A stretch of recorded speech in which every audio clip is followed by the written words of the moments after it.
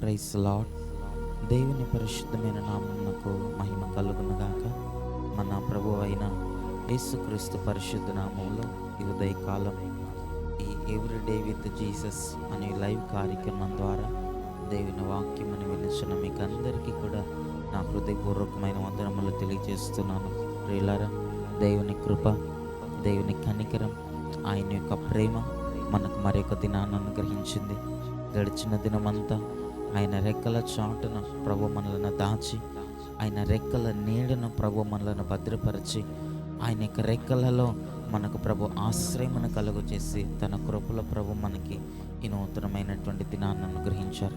కాబట్టి దేవుడు మనకి ఇచ్చిన ఈ దినము కొరకు, ఆయన మన పట్ల చూపుతున్న తన కనికరం, తన వాత్సల్యత కొరకై ఒకసారి చేతులెత్తి దేవునికి స్తోత్రాలు చెల్లిద్దాం. స్తోత్రం, స్తోత్రం, స్తోత్రం, స్తోత్రం, స్తోత్రం, స్తోత్రం, స్తోత్రం. ఈ దినమంతా దేవునికి ఇష్టలముగాను, ఆయనకు కృతజ్ఞలముగాను మనం జీవించుటకు ప్రభు సహాయం చేయనట్లుగా దేవునికి స్తోత్రాలు చెల్లిద్దాం. స్తోత్రం, స్తోత్రం, స్తోత్రం, స్తోత్రం, స్తోత్రం, స్తోత్రం. ఆమేన్. మంచిది. కొద్ది నిమిషాలు దేవుని యొక్క వాక్యమును ఈ ఉదయకాలం మనము ధ్యానించుకుందాం. చూడండి, బైబిల్ గ్రంథంలో నుండి ఈ ఉదయకాలం దేవుని యొక్క వాక్యమును మనం ధ్యానించుకున్నట్టు కొరకు యెషయా పుస్తకము, యెషయా గ్రంథము 66వ అధ్యాయము 13వ వచనాన్ని బైబిల్ గ్రంథంలో మనం చూసినప్పుడు అక్కడ ఈ విధముగా వ్రాయబడుతున్నది. ప్రభు అంటున్నాడు కదా, ఒకని తల్లి వానిని ఆదరించినట్లు నేను మిమ్మల్ని ఆదరించదను, యెరూషలేములోనే మీరు ఆదరింపబడెదరు అని ప్రభు అంటున్నాడు. దేవుని నామానికి మహిమ కలుగునుగాక. హల్లెలూయా. ప్రియులారా, చదవబడినటువంటి ఆ లేఖన భాగమును మనం గమనించినప్పుడు దేవుడైనటువంటి యెహోవా మన దేవుడు ఆ రోజుల్లో ఇశ్రాయేలీయుల ప్రజలతో ప్రభు ఈ వాక్యములను ప్రభు సెలవిచ్చినారు. ఆ రోజుల్లో వారు ఎంతో కష్టములో, ఎంతో శ్రమలో, శత్రువుల చేత పట్టబడినటువంటి వారై, చెరపట్టబడినటువంటి వారై, ఎంతో దుఃఖములో, ఎంతో కష్టములో, ఎంతో నష్టములో ఉన్నప్పుడు దేవుడు వారికి మాటను సెలవిస్తున్నాడు. దేవుడు ఏమంటున్నాడు అనగా, ఒకని తల్లి వానిని ఆదరించినట్లు నేను మిమ్మల్ని ఆదరించదను, యెరూషలేములోనే మీరు ఆదరింపబడెదరు అని ప్రభు అంటున్నాడు. దేవుని నామానికి మహిమ కలుగునుగాక. ప్రియులారా, మన ఆత్మీయ జీవితాల్లో దేవుని దగ్గరట మనకు ఆదరణ దొరుకుతున్నదట. దేవుని సన్నిధానంలో యెరూషలేములోనే మీరు ఆదరింపబడెదరు అని ప్రభు అంటున్నాడు. యెరూషలేము అనగా దేవుని మందిరం మనకు సాదృశ్యం. ఆ రోజుల్లో యెరూషలేము పట్టణంలో దేవుని ఆలయం కట్టబడి ఉన్నది. దేవుని యొక్క మందిరం, దేవుని ఆలయం అక్కడ కట్టబడి ఉన్నది అనగా కనుకనే ఈ యొక్క యెరూషలేము అనగా దేవుని మందిరం మనకు సాదృశ్యం. దేవుడు అంటున్నాడు, ఈ యెరూషలేములోనే మీరు ఆదరింపబడెదరు అనగా దేవుని దగ్గరికి మనం వచ్చినప్పుడు, దేవుని సన్నిధానములో, దేవుని దగ్గర, దేవుని కృపలో, దేవుని మాటలో, దేవుని వాక్యములో, దేవుని సన్నిధానములో మనకు ఆదరణ దొరుకుతుంది. ఆయన మనలను ఆదరించేటువంటి దేవుడట. దేవుని నామానికి మహిమ కలుగునుగాక.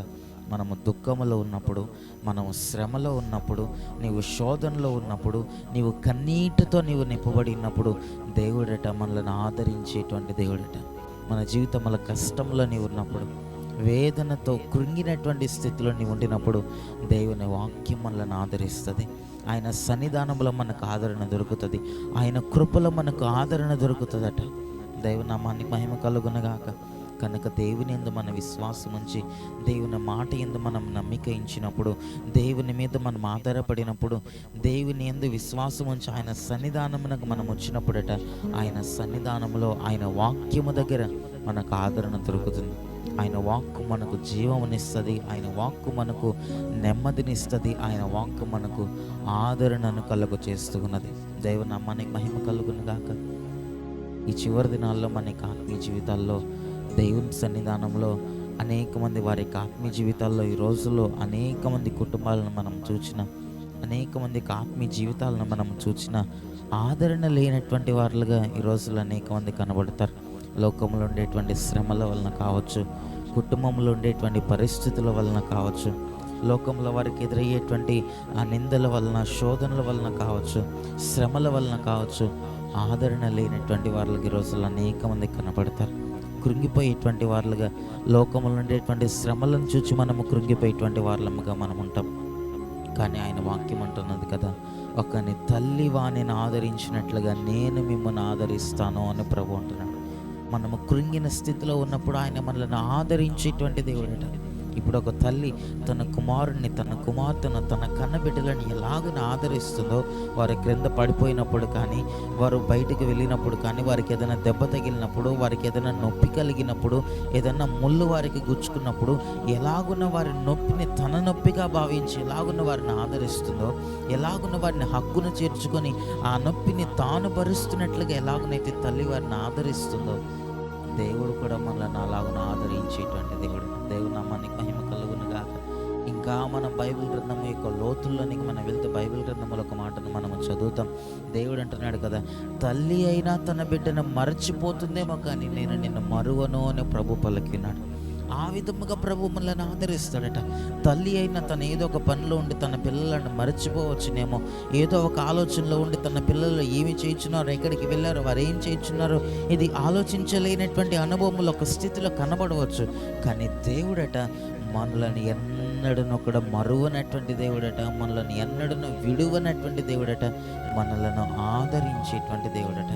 దేవుడు నామానికి మహిమ కలుగును గాక. ఒకనే తల్లి వారిని ఆదరించినట్లుగా నేను మిమ్మల్ని ఆదరిస్తాను ప్రభు వాగ్దానం చేశాడు. ఎక్కడ ఆదరణ దొరుకుతుంది? యెరూషలేములోనే మీరు ఆదరింపబడెదరు. యెరూషలేములోనే దేవుని దగ్గరకు వస్తే మనకు ఆదరణ దొరుకుతుంది. ఆయన వాక్యం దగ్గరకు వస్తే మనకు ఆదరణ దొరుకుతుంది. ఆయన సన్నిధానంలోనికి వస్తే మనకు ఆదరణ దొరుకుతుంది. నేను శ్రమలో ఉన్నాను, వ్యాధిలో ఉన్నాను, నేను కష్టంలో ఉన్నాను, నేను ఇప్పుడు దేవుని దగ్గరికి రాలేను అని చాలామంది పలుకుతుంటారు. నేను వ్యాధితో ఉన్నాను, ఈరోజు నేను మందిరంకి నేను రాలేను, నా కుటుంబంలో పరిస్థితులు బాగలేవు, నేను దేవుని దగ్గరికి రాలేను, నా మనస్సు బాగలేదు, నేను దేవుని దగ్గరికి రాలేను. ఇటువంటి ఆలోచనలు, ఇటువంటి మనస్సులు ఈ రోజుల్లో చాలామంది కనపడుతూ ఉంటారు. ప్రియులారా, దేవుని దగ్గరికి మనం వస్తేనే మనకు ఆదరణ దొరుకుతుంది.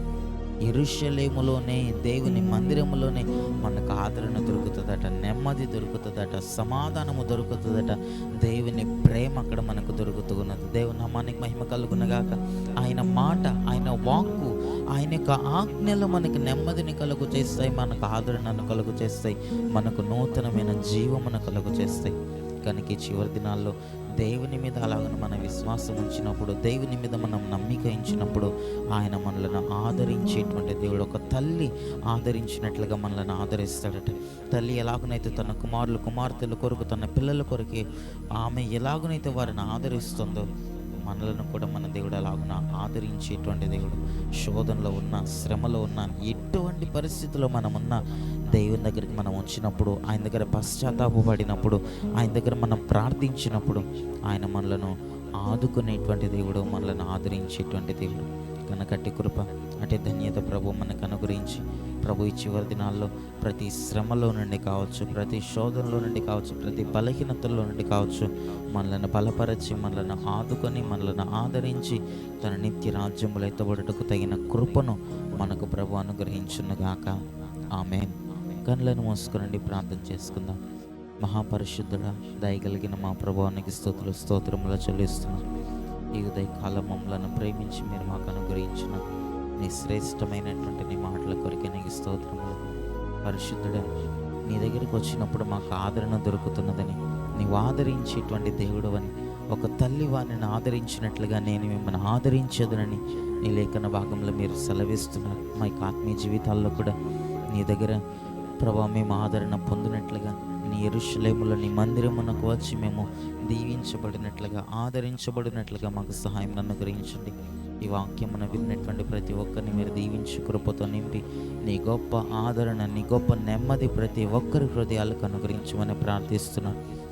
వారు ఎటువంటి పరిస్థితుల్లో ఉండినప్పటికీ, వారి యొక్క కుటుంబాల్లో వారు ఎటువంటి అనుభవంలో వారు ఉండినప్పటికీ సమస్తమును ఎరిగినటువంటి వాడు, ప్రతి కష్టమున, ప్రతి దుఃఖమున, ప్రతి కన్నీటిని ప్రభా మీరు సమస్తమును ఎరిగినటువంటి వాడు. ప్రతి ఒక్కరి దుఃఖమును మీరు తీర్చండి, ప్రతి ఒక్కరి హృదయములను మీరు ఆదరించండి. నీ గొప్ప నెమ్మది, నీ గొప్ప ఆదరణను ప్రతి ఒక్కరికి అనుగ్రహించి మమ్మల్ని మీరు ఆకుడు కొరకు సిద్ధపరిచి నీ కృపలో మమ్మల్ని నింపి, ఇంకొన నీ మీద విశ్వాసం ఉంచి నీ గొప్ప ఆదరణను పొందుకొని నీ నిత్య రాకుడు కొరకు సిద్ధపరచబడుటకు తగిన యోగ్యులుగా మమ్మల్ని అందరినీ మార్చమని యేసయ్య నామములో ప్రార్థించి కృపను పొందుకొని నామ తండ్రి. ఆమేన్.